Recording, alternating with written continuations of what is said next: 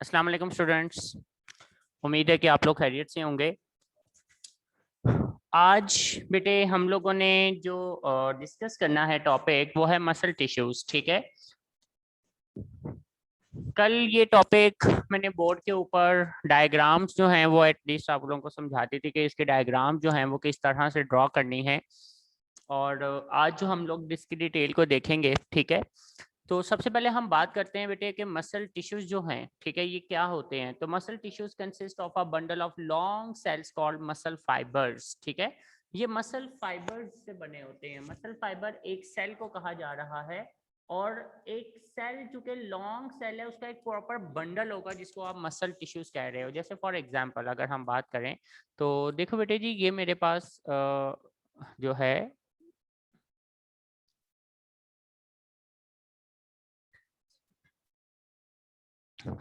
Okay, अब now let's suppose, ठीक है, ये मेरे पास मसल है।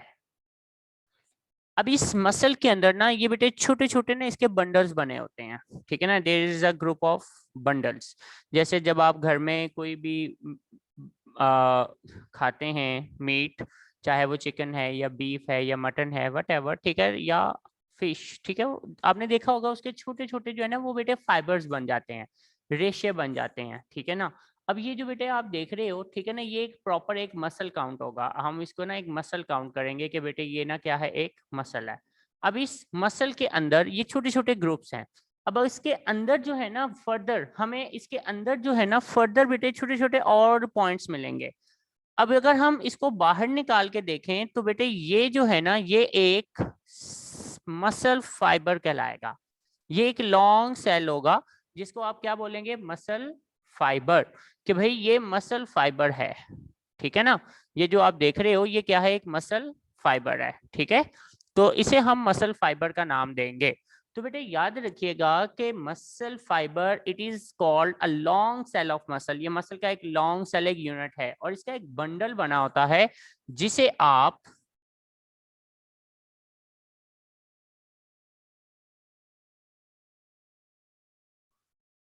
तो जी बेटे ये जो आप देख रहे हैं आप डायग्राम, ठीक है, इसके अंदर आप देख सकते हैं कि ये जो रेड कलर का मैंने बनाया हुआ ना ये एक मसल फाइबर काउंट होगा। ठीक है ना, ये एक लॉन्ग सेल है। ठीक है ना, इस तरह से एक लॉन्ग सेल होगा, और बेटे इसका एक प्रॉपर बंडल बना होता है। बंडल का मतलब है ग्रुप बना होगा, और हम इस ग्रुप को क्या बोलेंगे, मसल टिश्यूज।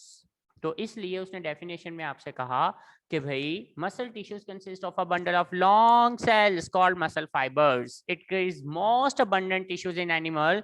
हमें एनिमल की बॉडी में सबसे ज्यादा मिलने वाले टिश्यूज यही होते हैं। ठीक है ना, आप देखो अगर उसकी बोन्स हैं, बोन्स के ऊपर जितना भी है उसका मीट है बेटे, और उसके बॉडी के जो इनर ऑर्गन्स हैं वो सारे मसल टिश्यू से बने होते हैं। ठीक हो गया बेटे। अब इन मसल्स के अंदर एक एबिलिटी होती है, इन सेल्स के अंदर एबिलिटी होती है कि they can contract and relax, कि भाई ये कॉन्ट्रैक्ट कर सकते हैं और रिलैक्स कर सकते हैं। अब इनके कॉन्ट्रैक्ट और रिलैक्स करने की वजह से ये मूवमेंट पैदा करते हैं। They has ability to produce a movement, ये मूवमेंट पैदा करेंगे, और बेटे उस मूवमेंट की वजह से हमारे बॉडी के जो पार्ट्स हैं वो मूव कर सकते हैं। ठीक हो गया, तो ये आप 3 बुलेट्स बना के लिख सकते हो, in the same heading like muscle tissues. Next अब हम लोग यहाँ पे हेडिंग देंगे काइंड्स ऑफ मसल टिश्यूज। ठीक है जी, मसल टिश्यूज की काइंड्स क्या होती हैं। ठीक है बेटे, तो मसल टिश्यूज जो हैं उसकी 3 काइंड्स होती हैं हमारे पास। इनमें से एक है जी स्केलेटल मसल्स, दूसरा है स्मूथ मसल्स, और तीसरा है cardiac muscles. Skeletal muscles, as the name represents, कि these type of muscles attached with the skeletal system। जैसा कि नाम बता रहा है कि ये वाले जो मसल्स हैं ये बेटे हमारी बॉडी के स्केलेटल सिस्टम के साथ अटैच होंगे। ओके, तो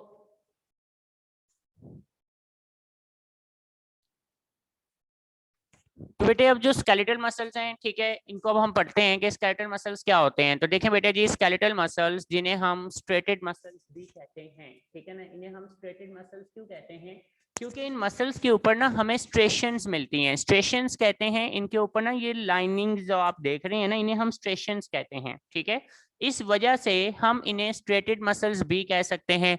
and they are very close to each other, जैसे कि आप डायग्राम में देख सकते हैं। Each cell contain many nuclei, इसमें एक सेल में बहुत ज्यादा न्यूक्लियाई भी हमें नजर आ रहे होते हैं। जैसे कि आप देख सकते हैं ये जो स्ट्रक्चर है ये इसका न्यूक्लियस है, ठीक है बेटे। तो इस न्यूक्लियस में आप देख सकते हैं कि इस एक सेल पे एक नहीं, एक से ज्यादा न्यूक्लियस आपको नजर आ रहे होंगे। तो डेफिनेटली इसका मतलब क्या हुआ कि इनके पास एक नहीं बल्कि एक से ज्यादा क्या होते हैं, न्यूक्लियस होते हैं। और इनके ऊपर जो आप ये लाइनिंग देख रहे हो बेटे, इस लाइनिंग को हम बोलते हैं स्ट्रेशंस। दैट्स वाई ये स्ट्रेटेड मसल्स भी कहलाएंगे। तो स्केलेटल मसल और striated muscle attach to bones, ये बोन्स के साथ अटैच होते हैं। Their cells are striated striped and contain many nuclei, इनके सेल्स में हमें लाइंस मिलती हैं, स्ट्रेटेड होते हैं, स्ट्रिप्ड नजर आती हैं हमें, और इनमें बहुत ज्यादा न्यूक्लियस भी मिलते हैं। फंक्शन क्या है, they are responsible for the movement of bonds, ये हमारी बॉन्ड्स की मूवमेंट के लिए रिस्पॉन्सिबल होते हैं। क्योंकि जब ये कॉन्ट्रैक्ट करेंगे या रिलैक्स करेंगे तो इनकी कॉन्ट्रैक्शन और रिलैक्सेशन की वजह से हमारी बॉडी की बोन्स मूव करने के काबिल होती हैं। तो that's why they produce movement in our skeletal muscles, ठीक है बेटे, in our bones. Smooth muscles, अब इन्हें स्मूथ मसल्स क्यों कहा गया है? एज इन डायग्राम में अगर आप ऑब्जर्व करें तो बेटे इसमें आपको कोई स्ट्रेशंस नजर नहीं आ रही, ठीक है ना, देयर इज नॉट स्ट्रेशंस, ये कोई स्ट्रिप नजर नहीं आ रही होगी आपको, इस वजह से हम इन्हें क्या बोलेंगे, ये स्मूथ मसल्स हैं। स्मूथ मसल्स मैं फिर बता दूं कि ये स्मूथ मसल्स इसलिए कहलाते हैं क्योंकि इनमें कोई आपको स्ट्रेशंस नहीं नजर आ रही हैं, ठीक है बेटे, देयर इज नो स्ट्रेशंस, इनमें कोई स्ट्रेशंस नहीं है। क्लियर हो गया? तो smooth muscles are found in the walls of alimentary canal, urinary bladder and blood vessels etcetera, के जो स्मूथ मसल्स होते हैं ये एलिमेंट्री कैनाल की वॉल्स में मिलेंगे, यूरिनरी ब्लैडर, ठीक है, और ब्लड वेसल्स, ये इसमें आपको मिलते हैं, यानी कि ये बॉडी की जो इनर ऑर्गन्स होते हैं ना इनमें आपको मिलते हैं बेसिकली, ठीक है बेटे। कहाँ पे मिलेंगे? यूरिनरी ब्लैडर, आपने छोटी क्लासेस में पढ़ा होगा कि हमारी बॉडी में एक यूरिनरी सिस्टम होता है जो किडनीज, यूरेटर्स, यूरिनरी ब्लैडर पर कंसिस्ट करता है। एलिमेंट्री कैनाल जिसमें stomach, small intestine, large intestine ये शामिल होते हैं। और बेटा हमारी बॉडी के अंदर ब्लड वेसल्स जिसमें कैपिलरीज, इसके अलावा बेटे वेन्स, आर्टरीज ये शामिल हैं, ठीक है। तो ये सब स्मूथ मसल से बनी होती हैं। they contain smooth and non-straighted cells each with a single nucleus, ठीक है। इनमें बेटा स्ट्रेशंस नहीं होते, ये नॉन स्ट्रेटेड मसल्स कहलाते हैं और हर एक में सिंगल न्यूक्लियस हमें नजर आएगा, ठीक है ना, यानी हर सेल में एक ही न्यूक्लियस होता है, एक से ज्यादा नहीं होते। They are responsible for the movement of substances, और ये मूवमेंट को मूव करने के लिए जिम्मेदार होते हैं। एज कि आपने देखा होगा कि blood vessels carry blood and different materials from the one part of the body to another. इसी तरह एलिमेंट्री कैनाल है वो आपकी डाइजेस्टेड फूड को एक जगह से दूसरी जगह पहुंचा रही होती है। तो इसका बेसिकली फंक्शन क्या होगा? The movement of substances, substances को मूव करवाना, ये इनका बेसिकली फंक्शन है। ओके बेटे, इसके बाद नेक्स्ट आता है cardiac muscles. Now what is cardiac muscle? Cardiac the term represents it is related to heart, ये जो कार्डियक टर्म होती है ना ये हार्ट से रिलेटेड होते हैं। तो कार्डियक मसल जो होते हैं ना they are found in the walls of heart, ये हार्ट की वॉल्स में मिलेंगे हमें। They are found in the wall of heart, ये हार्ट की वॉल में मिलेंगे। Their cells are also striated but are there is a single nucleus in each cell, इनके सेल्स भी स्ट्रेटेड होते हैं और हर सेल में एक ही न्यूक्लियस हमें मिलेगा। एज आप ऑब्जर्व कर सकते हैं इस डायग्राम के अंदर कि बेटे यहाँ पर आपको ये छोटी छोटी लाइंस नजर आ रही होंगी, इनमें भी स्ट्रेशंस हैं, लेकिन एक सेल में एक ही न्यूक्लियस होगा, एक से ज्यादा न्यूक्लियस नहीं होते, ठीक है ना, इनमें एक ही न्यूक्लियस होता है, एक से ज्यादा न्यूक्लियस नहीं होते, नंबर वन। और ये जो आप ब्लैक कलर का देख रहे हो, ठीक है, इसको हम बोलते हैं जंक्शन। जंक्शन क्या होता है कि जहां दो फाइबर्स आपस में ज्वाइंट हो रहे हैं ना, इसको हम जंक्शन कहेंगे, ठीक है ना, where two fibres make contact it is called junction. Okay, तो होपफुली आपको जंक्शन भी समझ आ गया होगा कि where two fibre muscle join with each other they make a junction, ठीक है। तो इनका बेटा काम क्या होता है? Their cells also striated but there is a single nucleus in each cell and they produce heartbeat. ये बेटा कॉन्ट्रैक्शन और रिलैक्सेशन से ना हार्ट के अंदर हार्ट बीट पैदा करते हैं ताकि ब्लड सर्कुलेट हो सके। तो ये हमारे पास 3 डिफरेंट काइंड्स आ जाती हैं। अब इसके अलावा हमारे पास 2 मजीद कैटेगरीज आएंगी और वो कैटेगरीज हमने किस बेस पे बनाई हुई हैं बेटे? Number 1 voluntary and involuntary. अब वॉलेंट्री क्या होता है और इनवॉलेंट्री क्या होता है? वॉलेंट्री का मतलब होगा these muscles that contract according to our will. बहुत ही सिंपल वर्डिंग में बता रहा हूं, यानी कि ऐसे मसल्स जो हमारी मर्जी से काम करेंगे हम उन्हें वॉलेंट्री का नाम देते हैं। यानी कि वॉलेंट्री मसल्स वो होंगे जो हमारी मर्जी के मुताबिक चलेंगे, हमारी मर्जी के मुताबिक काम करेंगे। Skeletal muscles are voluntary in action. ये मसल्स वॉलेंट्री होते हैं एक्शन के अंदर, यानी हमारी मर्जी के मुताबिक काम करते हैं। आप स्केलेटल मसल्स को जैसे मर्जी मूव करवा सकते हैं, स्लो डाउन कर सकते हैं, फास्ट कर सकते हैं, ठीक है ना, यानी उसको डिफरेंट वे में आप मूव करवा सकते हो। ठीक हो गया बेटे?